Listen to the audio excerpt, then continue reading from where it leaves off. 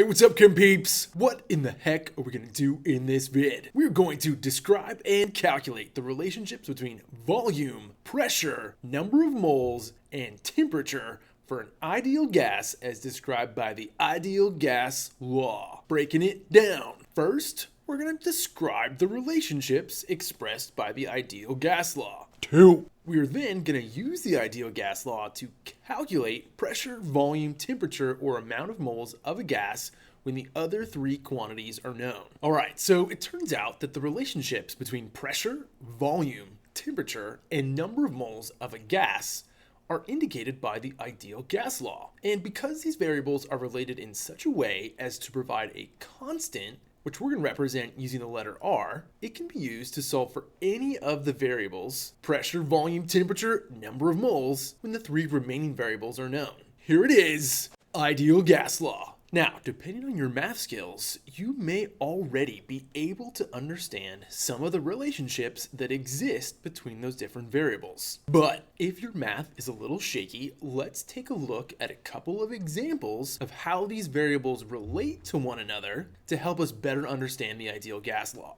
Alright, so let's start with just the general relationship that exists between these different variables for a sample of gas. And to help you better visualize these relationships, we've got a sample of gas on your screen. There's a certain number of moles of gas that occupies a certain volume with a given temperature and a given pressure. The ideal gas law just relates those different variables about that sample of a gas. If I were to say increase the volume of that gas, one of those other variables would have to change in order to keep that R value constant. Now, just as an example, one of the things that could change would be the pressure. The pressure would have to decrease in order to keep that R value constant. Let's come back to this sample of gas. Notice that when I increase the volume of this sample of gas, in order to keep my R value constant, notice that my pressure must decrease. Just as one example, we could manipulate some of the other variables as well to keep it constant, but in this example, let's just look at pressure and volume. Alright, so if you're confused about this, let's use some simple numbers to help us understand how these variables are related. Let's imagine that our constant is 1, and that our sample of gas has a pressure of 1 atmosphere, volume of 1 liter, 1 mole of gas, temperature 1 Kelvin. Go with it here. We're trying to keep the numbers simple.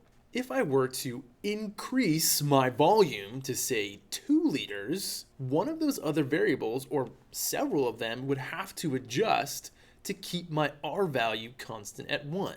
In the example that we took a look at, we decided that the pressure would have to change. Numerically, it would have to decrease to say 0.5 to keep our R value constant. But that's just one example. The ideal gas law relates a bunch of different variables. So we could also, for example, increase the number of moles of our sample of gas, and one of the other or several of the other variables would have to adjust in order to maintain that constant R value. In this case, I'm going to say, let's say the pressure would have to increase as well to maintain that constant R value. Let's come back to an animation which has a specific amount or number of moles of gas contained in a given volume at a specific temperature and a specific pressure. If I were to increase the number of moles of my gas, boom,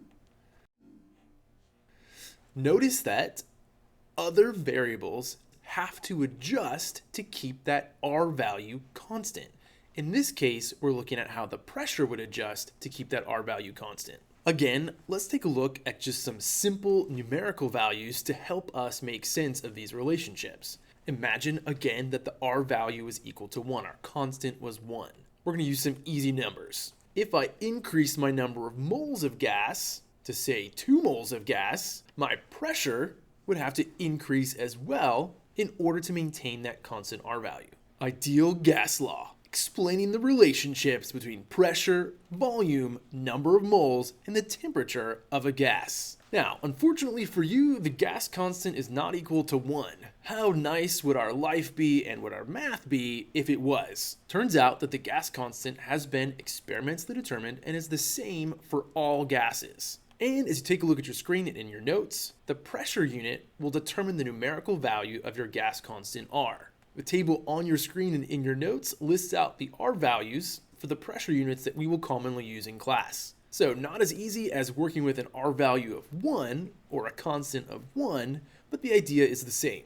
And then finally, recognize that the variables in the equation can be rearranged, and it's often expressed as PV equals nRT. PivNert, our ideal gas law, showing the relationships between pressure, volume, number of moles, and the temperature of an ideal gas. Alright, that does it for this vid. Take a look at some of those practice problems to get comfortable with performing calculations using the ideal gas law. Have a fantastic day.